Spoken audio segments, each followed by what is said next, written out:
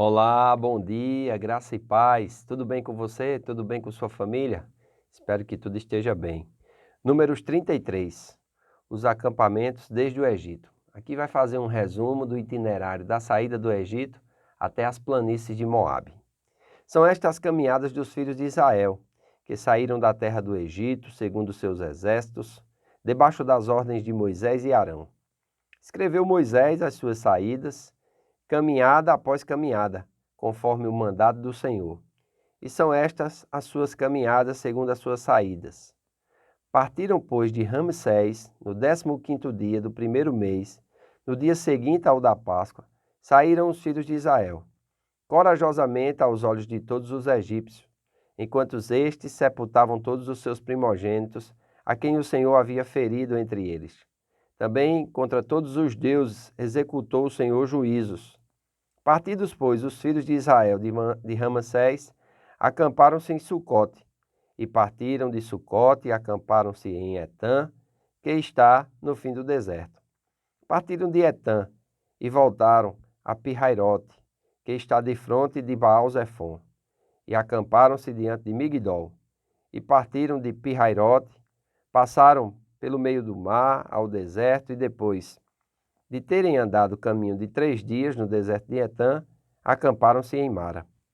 E partiram de Mara e vieram a Elim. Em Elim havia 12 fontes de água e 70 palmeiras, e acamparam ali. E partiram de Elim, acamparam-se junto ao Mar Vermelho. Partiram do Mar Vermelho e acamparam-se no deserto de Sim. Partiram do deserto de Sim e acamparam-se em Dófica. Partiram de Dófica e acamparam em Alus. Partiram de Alus e acamparam em Rifidim. Porém, não havia ali água para que o povo bebesse. Partiram de Refidim e acamparam-se no deserto do Sinai. Partiram do deserto do Sinai e acamparam-se em Quibrote Atavá. Partiram de Quibrote Atavá e acamparam-se em Azerote. Partiram de Azerote e acamparam-se em Ritma. Partiram de Ritma e acamparam em Rimon Pérez. Partiram de Rimon Pérez e acamparam em Libna. Partiram de Libna e acamparam em Rissa. Partiram de Rissa e acamparam-se em Quealata. Partiram de Quealata e acamparam-se no Monte Cefé. Partiram do Monte Cefé e acamparam-se em Harada. Partiram de Harada e acamparam-se em Maquelote. Partiram de Maquelote e acamparam-se em Taate. Partiram de Taate e acamparam-se em Tera. Partiram de Tera e acamparam-se em Mítica. Partiram de Mítica e acamparam em Rasmona. Partiram de Asmona e acamparam-se em Meserote. Partiram de Meserote e acamparam-se em Bene Jaacã. Partiram de Bene Jaacã e acamparam-se em Hor-Hagdigade. Partiram de Hor-Hagdigade e acamparam-se em Jotabá. Partiram de Jotabá e acamparam-se em Abrona. Partiram de Abrona e acamparam-se em Ezion-Geber. Partiram de Ezion-Geber e acamparam no deserto de Zim, que é Cádiz. Partiram de Cádiz e acamparam-se no Monte Or, na fronteira da terra de Edom. Olha que coisa interessante. De uma forma sucinta, Moisés ele vem narrando aqui os acampamentos desde o Egito. Isso é interessante porque a gente vai conhecer também, através de um estudo mais sucinto, de um estudo mais, vamos dizer assim, profundo, né, de uma forma mais consistente, que isso aqui vai falar sobre a geografia.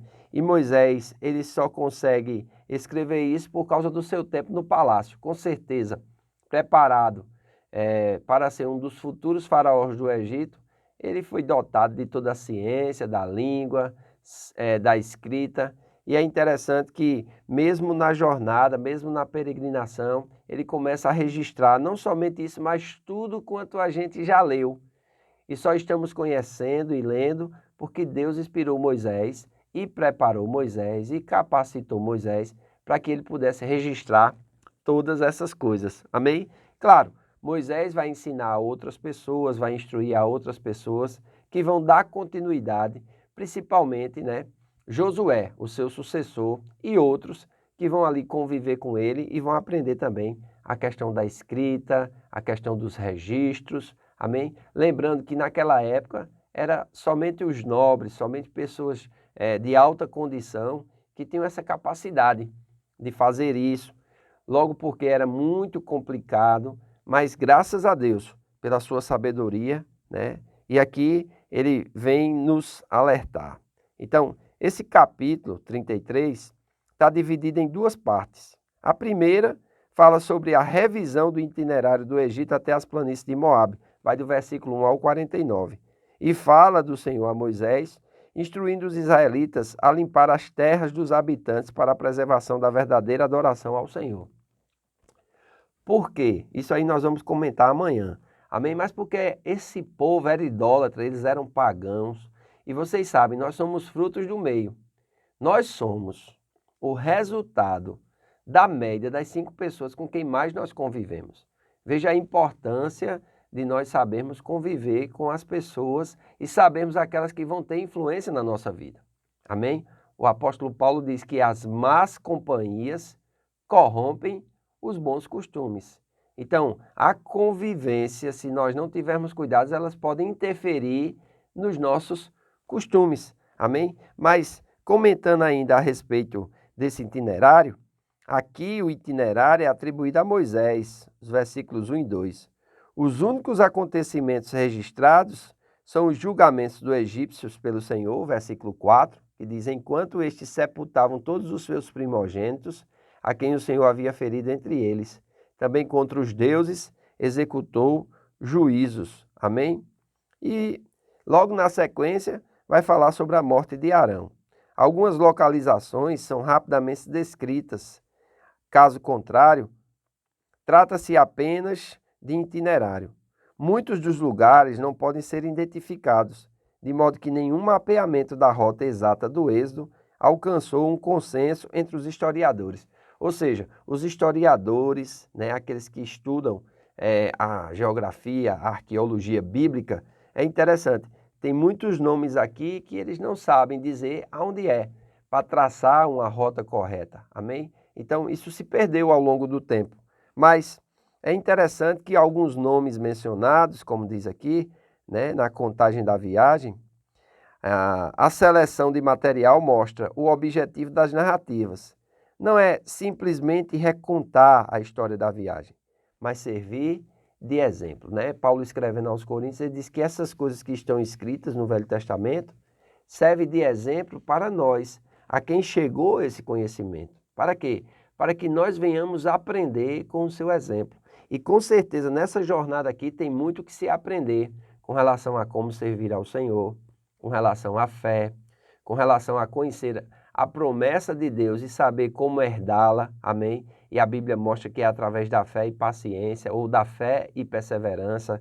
Aqui mostra sobre o que nós não devemos fazer, como termos um coração impenitente, sermos insubmissos às autoridades, desacreditarmos do Senhor, infamarmos a terra que o Senhor, as promessas de Deus, porque nós podemos desacreditar de Deus, não cumprindo aquilo que Ele nos chamou para cumprir, não seguindo aquilo que Ele nos chamou para seguir, não obedecendo aquilo que Ele nos chamou para obedecer.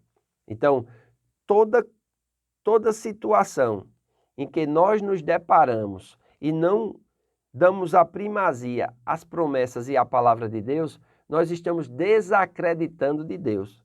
E a incredulidade, ela vai levar o crente a viver uma vida medíocre, uma vida irresponsável, uma vida na carne. Somente pela fé nós podemos agradar a Deus. E sabemos que todo aquele que se aproxima de Deus, né, Deus galardoa, mas deve se aproximar com fé. Tiago diz que um homem que duvida, que cocheia entre dois caminhos, um homem inconstante, diz que ele não receberá nada do Senhor, porque o que agrada a Deus é fé. Então, um relacionamento constante, uma busca pelo conhecimento e a aplicação desse conhecimento à nossa vida vai nos tornar, como Jesus disse, homens prudentes, que edifica a sua casa, que faz a construção da sua vida, mas o fundamento que usa é a palavra de Deus, o fundamento que usa é a rocha e coloca ali os seus alicerces. Porque quando os nossos alicerces estão naquilo que está escrito e não naquilo que sentimos, irmãos, as circunstâncias não vão nos mover facilmente daquilo que Deus estabeleceu para a nossa vida. Amém? Então, leia a palavra de Deus, busque o conhecimento, ame esta palavra, porque nela está escrito a respeito da vida eterna e de como o homem deve servir e agradar a Deus. Amém? Hoje à noite nós teremos os homens de honra. Vamos estar com o nosso irmão Duval Figueiredo, será uma grande bênção. Amém? Ele tem uma carga de unção para compartilhar conosco e creio que nós vamos receber muito da parte de Deus através da vida de Duval. Então vem estar conosco. O número está limitado a 50 homens por causa da pandemia e creio que será uma grande bênção. Amém? Então, faço votos por tua prosperidade e saúde, assim como é próspera a tua alma. Que Deus te abençoe e até amanhã.